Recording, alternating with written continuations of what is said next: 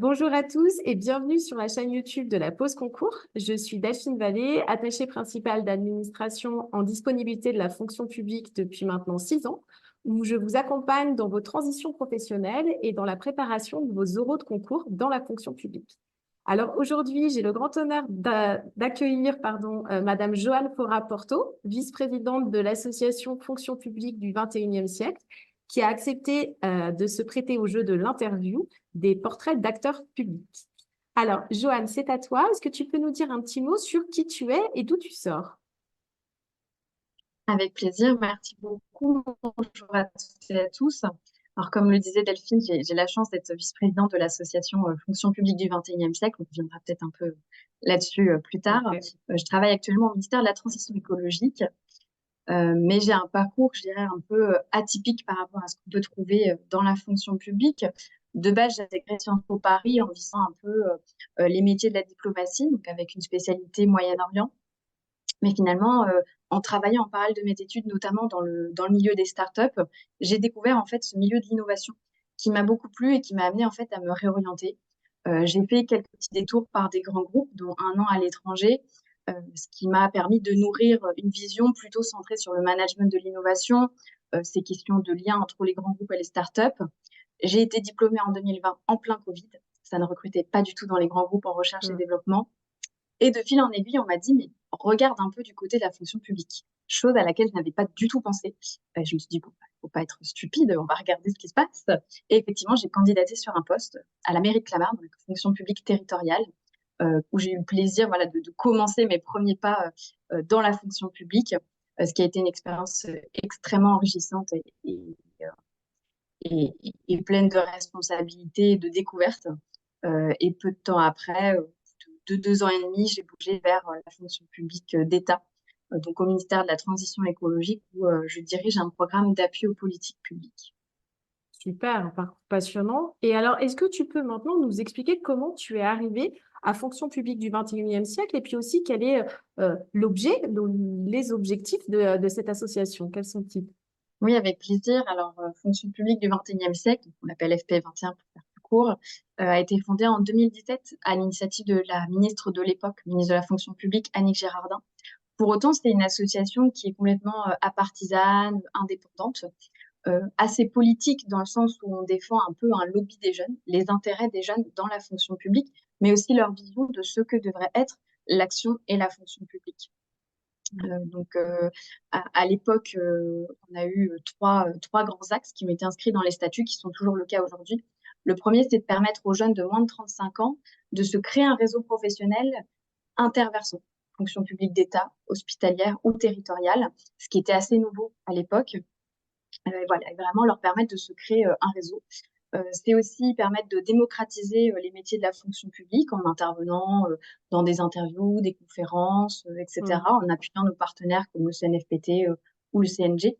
Euh, mais c'est aussi, et surtout presque aujourd'hui, défendre les intérêts des jeunes et notre vision des mutations nécessaires au sein de la fonction publique par rapport à nos attentes, par rapport à une société qui change. Voilà, quelle est notre vision sur ces enjeux-là et comment on peut les rendre opérationnels et défendre un peu cette vision qu'on a de ce qu'est la fonction publique du 21e siècle. Et alors, résultat, à tous ceux, pour le coup, si tu veux bien, jeunes ou moins jeunes, mais qui souhaiteraient intégrer la fonction publique, qu'est-ce que tu aurais à leur dire? Mais je dirais, surtout par rapport à mon parcours personnel, pour le coup, qu'on ne sait pas toujours pourquoi on intègre la fonction publique, mine de rien, Mhm. surtout pour les contractuels, mais on sait toujours pourquoi on y reste. Ça arrive qu'on y tombe un peu par hasard, en osant pousser une porte, mais finalement, on a toujours quelque chose qui nous entraîne et on sait profondément pourquoi on y reste et pourquoi on décide d'y faire carrière. La fonction publique, c'est quand même un cadre avec des possibilités presque infinies, alors qu'ils sont pas toujours bien connus, certes, qui sont pas toujours bien présentés non plus, mais en fait, elles existent bel et bien. Et, et quand on intègre la fonction publique, en fait, on se rend compte à quel point on est quand même assez éloigné de tous ces clichés qu'on dépeint dans la société. Oui, ça c'est sûr, et c'est ce qu'on entend souvent là au travers des interviews. C'est quand même les mobilités possibles, la grande diversité des parcours, des carrières. Et d'ailleurs, là, chaque invité est vraiment une illustration d'un parcours tout à fait différent. Et puis, comme tu le soulignes, il y a aussi cette dimension de sens de l'action. Et je crois que c'est quelque chose aujourd'hui qui interpelle nombre d'entre nous et qui souhaitent donner plus de sens peut-être à leur travail. Donc, ça peut être un des leviers pour intégrer la fonction publique. Alors, peut-être en petit bonus, en question de la fin, si tu avais un conseil, un tips à donner à quelqu'un, pour le coup, qui souhaite rejoindre la fonction publique par voie de concours, quel serait-il? Alors, par voie de concours, pour ma part, je suis contractuelle pour l'instant. Donc, j'aurais pas euh, de conseils pratico-pratiques qu'on pourrait les donner David Bass d'Ambition Publique, par exemple. Mais je dirais un conseil plus général, c'est vraiment en fait d'oser. Et je pense même si on est dans le cadre d'un concours, parfois on va quand même être amené à postuler sur un poste, par exemple dans la territoriale. Et en fait, il faut savoir oser. Moi, dans le cadre de mon premier poste, j'ai postulé sur une fiche de poste et j'ai osé un peu remettre en question certaines des missions parce que je sentais qu'il y avait un besoin qui n'avait pas été bien ciblé par la collectivité. Et en fait, ils ont fait le pari de me suivre et de réorienter en fait ces missions telles que je leur avais proposées. Et je pense que c'est juste un exemple de se dire il faut quand même oser, il faut questionner, il faut proposer, il faut pas hésiter à rencontrer aussi d'autres jeunes pour se nourrir. Alors certes, les concours, il faut rentrer dans la fonction publique, mais comme on le disait, il y a des possibilités qui sont infinies derrière et c'est pas toujours évident de les maîtriser. Donc il faut pas hésiter à aller chercher d'autres personnes, à aller chercher d'autres associations euh, et de se bouger pour faire un peu bouger les lignes de l'intérieur. Tout à fait. Et sur ce conseil, d'abord, c'est amusant parce que je discutais avec David Bass juste avant toi et ça fait partie des conseils qu'il a donnés. Donc là, je crois que vraiment, vous pouvez vous dire, je le suis. Et oser, ça marche aussi vraiment pour les concours parce qu'en fait, quand on ose, entre guillemets, être critique par rapport à une fiche de poste, par rapport à des attendus, notamment lorsqu'on a l'oral d'un concours, ça signifie qu'on a très bien compris sur quoi on est attendu et quel est notre cadre d'emploi.